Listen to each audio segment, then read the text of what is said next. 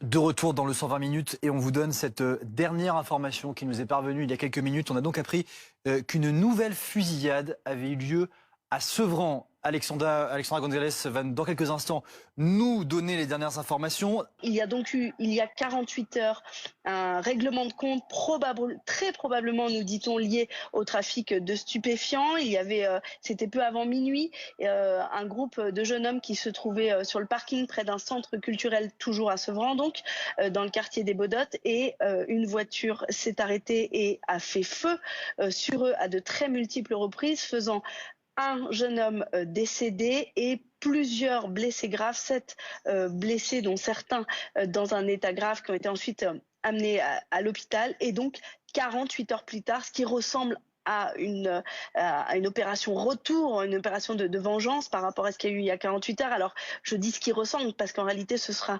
aux enquêteurs de déterminer avec précision le contexte de cette fusillade ce soir qui a fait 2 nouvelles victimes de jeunes hommes. Sullivan Jousse, bonsoir. Vous êtes élu de l'opposition à Sevran. D'ailleurs, je vous avais déjà interviewé hier à propos de cette première fusillade qui a donc eu lieu vendredi soir.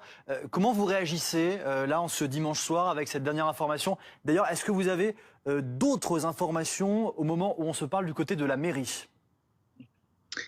Bonsoir, merci pour votre invitation. Écoutez, je n'ai pas d'informations supplémentaires par rapport à ce qui a été dit. La fusillade s'est déroulée à quelques mètres de chez moi, mais ce qui me peine aujourd'hui, et c'est ce qui a motivé aussi mon entrée en politique en 2020, c'est qu'il y a eu un armement d'insuffisance et d'incompétence pendant plus de 18 ans sur les personnes aux responsabilités sur notre ville et qui n'ont pas su mettre, à mon sens, en lumière les qualités d'une jeunesse, parfois mineure, parfois jeunes adultes ou qui tendent vers une vie d'adulte et de famille. Et vous savez, comme on dit, chaque connaissant est responsable de son ignorant. Et l'ignorance n'a pas d'âge, mais chaque être humain a des qualités. Et lorsqu'on laisse la misère recouvrir la qualité d'un être humain, on tombe facilement dans l'obscurantisme. C'est ce qui se passe aujourd'hui. Et Abel Boilly, bonsoir. Vous nous avez rejoint, vous êtes président de la plateforme citoyenne Tous Uniques, Tous Unis. Je vous ai également reçu ces dernières heures pour évoquer cette première fusillade. On apprend donc, je le rappelle, si vous nous rejoignez sur BFM TV, qu'il y a eu une seconde fusillade aujourd'hui aux alentours de 18 h où 2 hommes sont décédés. Quelle est votre réaction? Où se trouve l'échec très concrètement alors qu'il y avait une présence policière renforcée, censée éviter des débordements et donc un nouveau drame?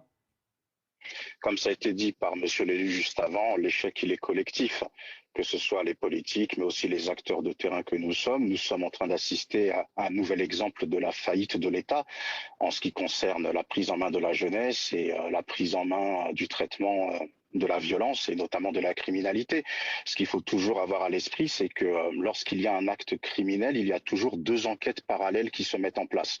Vous avez l'enquête officielle menée par la police et la justice, et puis vous avez une enquête officieuse justement menée par des personnes de terrain qui sont plus ou moins liées, plus ou moins concernées par cette criminalité, par cette délinquance. Et l'avantage que ces personnes ont, c'est qu'elles ont une maîtrise du terrain.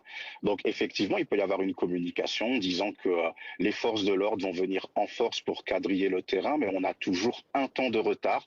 Donc sans compter la connaissance du terrain, vous avez aussi la communication des réseaux sociaux.